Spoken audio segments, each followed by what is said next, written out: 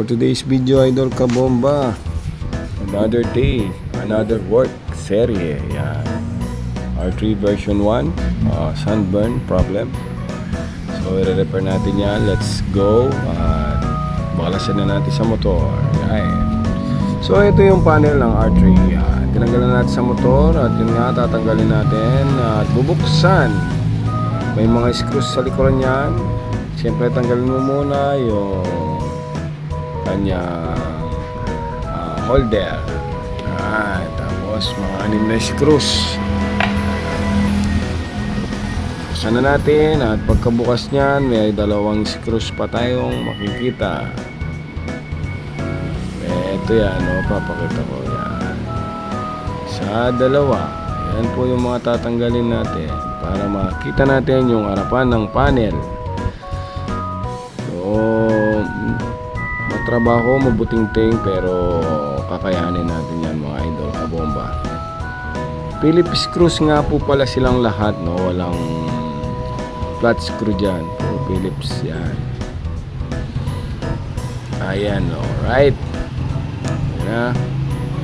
So ito madugo dyan yung pagtanggal ng RPM arm.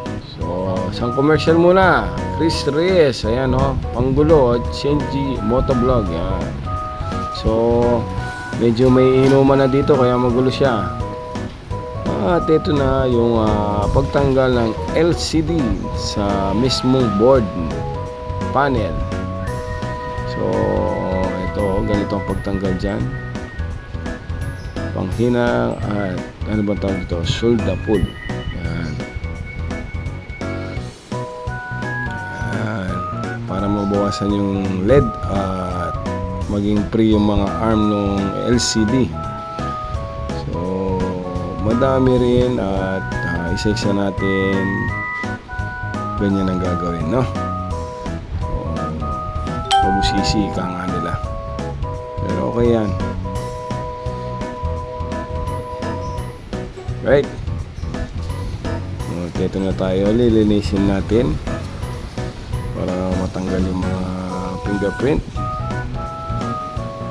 Ayan, may ginagamit tayong microscope na maliit dito para salamin yan. Shot natin yan. Pag nakita mo malaki at parang may grado. Yan, ito na tayo. Susukatin natin yung ano niya, yung background niya, no? Yung nasunog, yung sunburn. At nakabili po tayo at tinatabas o pinuputol. Take note, may guide po yan kung alin ang harapan at likuran. If ever kayo po'y gumawa, hindi kayo magkakandaligaw-ligaw. Ayan, putulin na natin.